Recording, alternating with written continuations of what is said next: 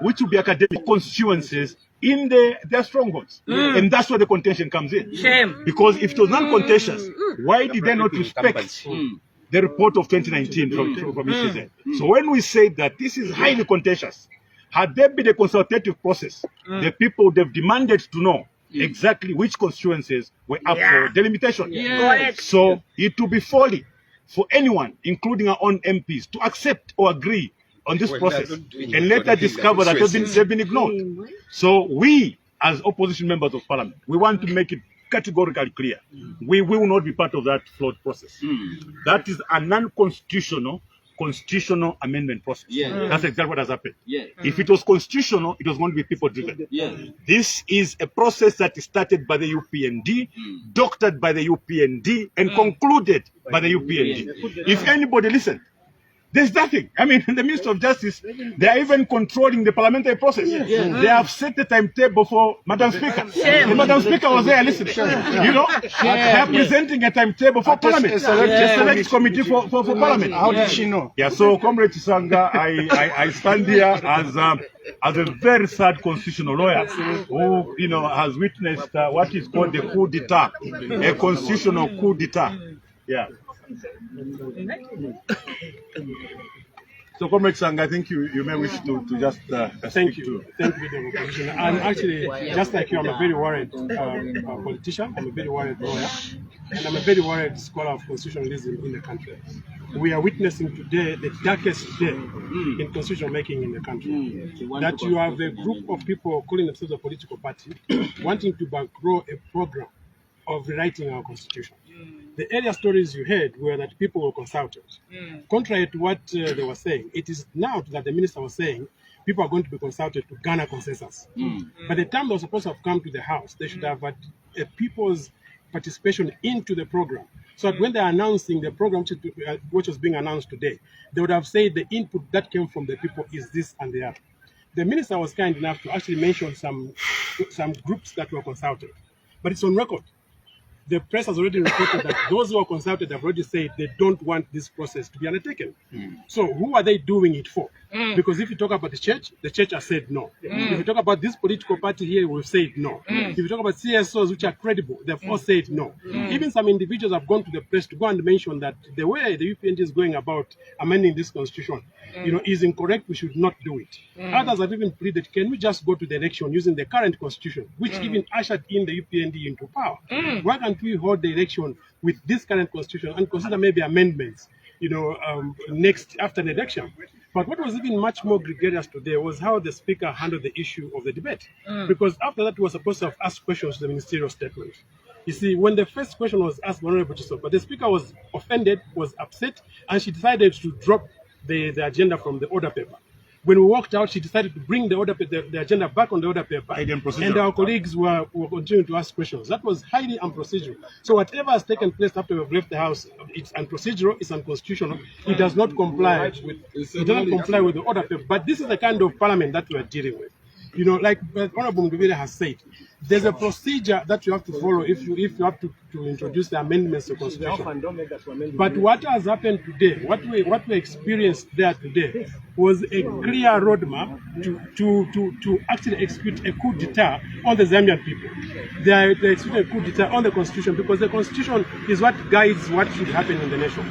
You can't have the government come to Parliament with a ready-made mindset on how they're going to do a constitution. That's why there's confusion between what the minister is saying and what the president was saying and what Mr. Amasaka was saying. Insofar as the president is concerned, they have a draft constitution. The president waved the draft constitution to the public. Mr. Amasaka also is on record saying we have a draft constitution. The procedure that is being intimated by the minister in the House, it suggests there's no constitution. So what are we going to take as politicians, as MPs of the opposition? Do we have a draft today, which will be highly unprocedural, or don't we have a draft which is probably procedural? But we have to ensure that every step that is provided for in the law is complied with when you have to make the constitution. So, like Honorable Mundubile said, and everybody here is saying, we are not going to be party to a process that abrogates not only the current constitution, but also abrogates our standing orders, and also usurps the powers of the Speaker and vests them in the Minister of Justice. Because the minister can't come here and give us a roadmap, which includes how many days we're going to debate the Constitution.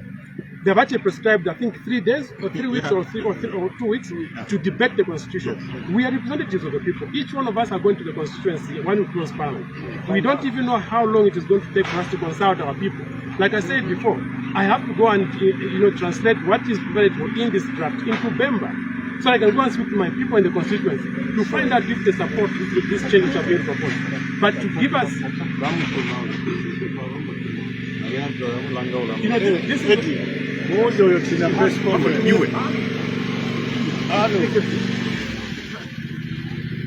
this is the first time.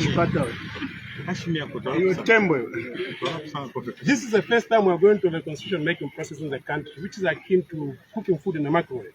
This process is supposed to be so long. The minimum you must have to make a constitution must be at least 24 months.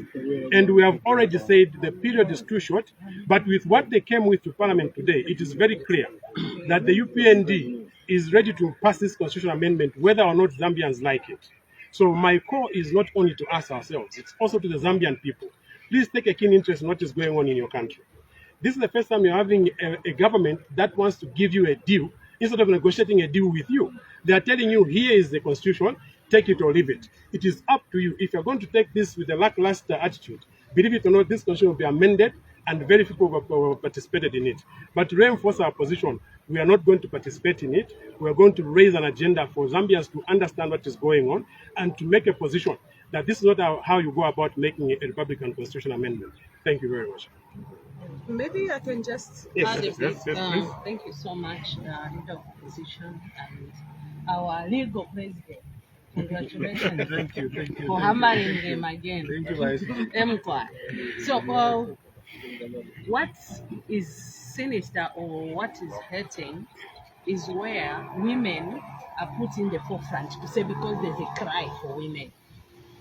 If the UPND loved women, the president had the power to nominate 8 members of parliament. How many women did he nominate?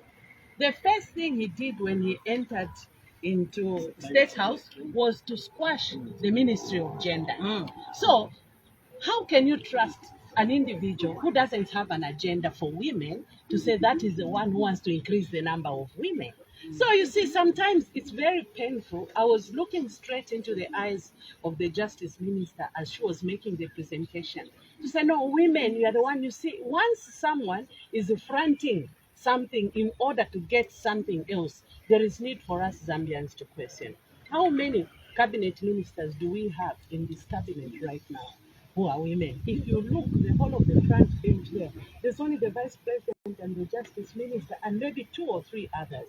And yet he has the powers to choose 25 cabinet ministers. Why didn't he put it 50-50? He had the chance to nominate the youth and even to nominate people with disabilities. How many has he brought in the House? So the question of putting women in the forefront to say, no, we are fighting for women. This is how women get used, unfortunately. To say we are fighting the noble or core, it is for women, and yet this is not about women. The idea is we needed to know, are they going to demarcate all the 156 constituencies for us to have 312 constituencies so that we can safely say, oh, okay, this is what is going to be befitting for us as a nation? The painful thing today, honorable colleagues, is that Zambians are going home hungry. Yeah. Why should a government which has people at heart start thinking of expanding the number of constituencies? Because that will come with a cost. That will come with a lot of other issues. It's not easy to keep even 1 member of parliament. So what more if it's expanded? Even those to nominate, they'll be expanded. And then a Zambian today is going home without eating. There are priorities which we need to set as a nation. You have to look at basic things. Already water in our country is contaminated.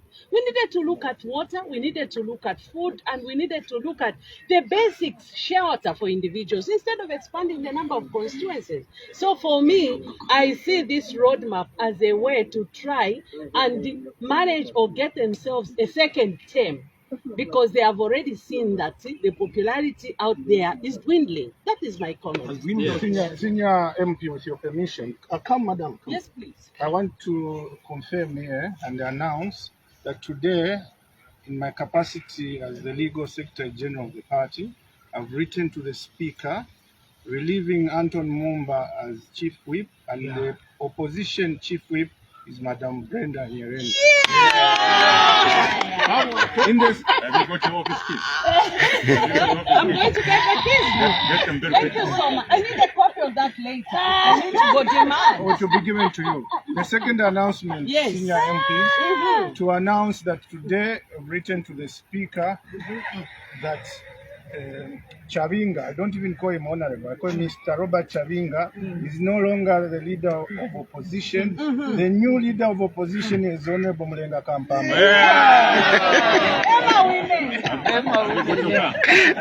Right now.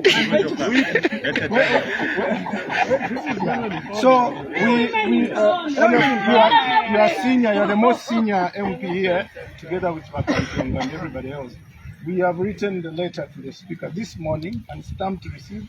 So we were surprised that they didn't announce the changes, and it is most unfortunate. No, that's very shocking because from what has happened in the past, I remember when I was being removed as leader of opposition, the letter was delivered at 12. 14:30. So Honorable Kampamba, ensure that you get your office keys and also I'll collect take your you to the keys. keys now. Yes. To the office. Yes. We remove your keys to my file. Yes. Both of you are take over. We don't want to, Madam Kampamba, Yes. there's very serious business on the floor of the house. Yes. We can't go without leader of opposition. Yes. So please take charge. Can we go back to the house Take and your take seat. those kids and get Honorable to our position? Honorable Gafwaya, And if you find somebody sitting on your seat, mukapinge. Can we go back to the Honorable Gafwaya, I just wanted to give some closing remarks. Emkwai na chitrafe kwena kandirile ko bulanda mwebe na Zambia maka fwe nchushi echo ndela ndirefo chakwe bati ubuteko bwenu bwa UPND lelo waleta ama amendment proposals umuli ba MP umuli ba minister umuli ba council chairperson ba secretary to cabinet mwabana ba attorney general tamuli nangu chimwe cha balanda nangu fye chimo nomba dili abalanda balechulisha dili abalanda tabalelya dili abalanda baleya mukulala n'ensala elo obuteko ubwakwata amano nangu buyumfu okukwata amano bulela ndati tulechinja olupapulo nga tuwachinja tulefu atufushe entungulushi shishasha amafumo tulefu atufushe olupia uluwakwingira mu mafumo ya ntungulushi ilio fwe bantu balanda tulechula ubu buteko kwena bunkalwe ubuteko muri bankalwe ba UPND mwe bantu na milomba umane emyaka pine eshintungulu shenu sha mitemwa ishintungulu shenu ishakane fya buwele wele pakutila ichichi lupapulo chipita na totera mkwani. Thank you very much, leader for position. Na ine ndefo kulanda ko kulimo mwebe na Zambia. Iyi constitution balefo kuchita mendi. Balelanda balefo kufushama namba yaba youth, bana mayo, abanesu ama disabled. Nomba ni relationship inshiripo. Yonse la clauses bachila punda no kuletawo. Baleta ama clauses yaleleta ba youth. Aleleta bana mayo nabali disabled yeka yarapita nga balefu delimitation ngefibambi balanzile bachite respect report ya mu 2019 lero baleta fye delimitation as a single amendment kunu mokutuwafuma twakweta 150 constituencies ba PF lo balundile kwa yali 6 baletele fye as a single amendment pakulunda kwa yali 6 kaumbwe na yali yambi ngabena ichile shupa chinshi nishi balefu okufisa mina mukufusha bana mayo mukufusha emisepela nokuleta ama disabled ocho mwishi bati muri ubulwele mwisumina awe lero tu constitution chintu ichikalamba nishi twala chibutusha muri 2 weeks nanga mwawesha kunuma ba PF lo balefo kuchita menji constitution through bill 10 na mwawesha ma process haya aliko kwali NDSS kwa sababu baya kusia vonga ma political parties kwa sababu NDF kwali ama submission ku Ministry of Justice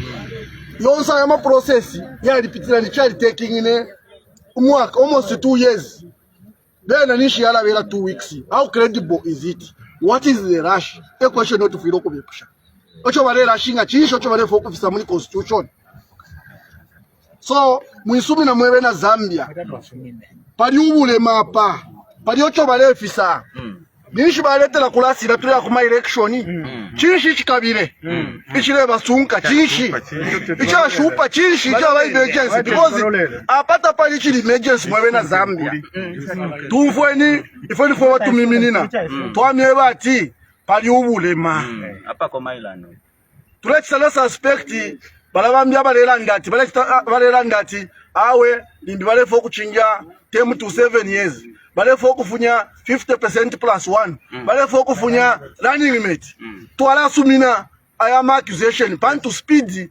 balendelapo supersonic speed yakapela makofi ile sakamanika so mwechalo mwebela Zambia mwemisepela kane ni constitution ta muri ubusuma nangu bumo babwesha ubunga Echo chichile fwaika kumona cost of living twikele shani ubunga basangire pa 130 buise pali 50 kwacha ngefo bale chita promise fuel basangire pali 17 kwacha isa pali 12 kwacha ngefo bale chita promise ino mbali pali 35 kwacha exchange rate when they are taking over it was 15.8 let it come to 10 kwacha nishikwa mwana tibale bomba no manga bai tuwala exchange rate pa 28 kwacha ngabasa ileta pa 27.99 at your dollar na iwela ekubweloko let them address the cost of living amafuta eyalenga fyonse fikwela ma commodity prices ya kwele inonshita amenshi na Africa ni March April ya Africa amenshi ayafuma ku Congo na ku Northwestern ku Kariba what is happening even the little effect oyo bale start record water rising direct start translate into reduced load shedding hours. What kind of a government? We've gone through with the PF. We used to see na tuafika ino match tufikire ama light ya mboko banum. Now if you go on the ground, load shedding is getting worse. How do we trust them? Umumu ina mukati na tukwata amendment ya geological bill. Tuachita agree apita speaker the apita report mu parliament. Ilela ndapali threshold ya ma contractors baisa na boma yutani bachinja if pitira na bena ba supporter emo bali mukati twalumba bonse pamo pakuleta document bafunyamo. How do we trust them on this bigger document? How do we trust them? So these are reasons kuti twalande mpiri nemishi tutwaya leader of opposition efom perere just one muri abalela ndokwe bati balefo okuleta ba youth ne misepela inani nebo youth ichakubalira pofe ba youth kuno ku parliament ba Edi Kalungu bali tulangiro kwe bati ili olipate president kuti wachita adopt misepela na bana mayo bali tuchita adopt ne bali chita adopt basumba bali bachita adopt jini bali muchita adopt abengi ba youth elo ba youth abayishire kuno ku parliament abengi nabapoka ma positions bali mu makoti na yambi balefo okutashani ukubapoka nomba icho nakirala fo okulanda po sana chakutira ba minister bakiranda okuti balefo okutita amend article 47 pakuti bachinje icho beto okutira first past the post to proportional representation.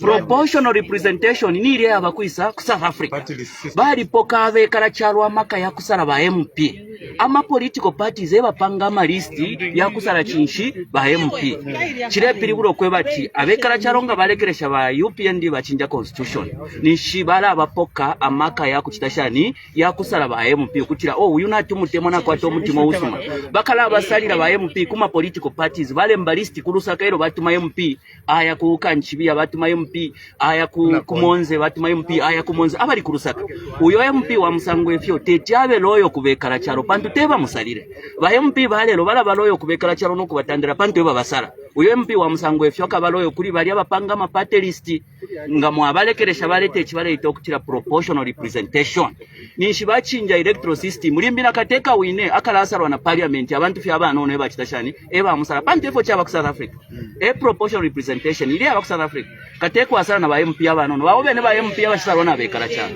kuri abasala fye list ya ma political party basala edo nomba bayayikala panshi batampa okupanga bushenani ala nibani balaba ba MP kashi mwebekala chalo i constitution icho mwamwene shintunguru shimwasala shakani nokulanshanya na ulia minister uletere filia na shimono okutira constitution yi tayabe bwinonga chiri chakutira yapita ba UPND naba mona popularity tabakwete so baleruishe fintu fimo mu constitution bafibikemo ifyalalengo okuti bakapite ama elections ya 2026 ba UPND nga bapita 2026 elo ule kutola ku UPND na kumfa kuine kutia kutwala nga bapita 2026 ala mwebe na Zambia ni shimaila pwilo muliro pa makasa mwika tiraka tuwa miebe leo akatumia skasata mkuingira kwa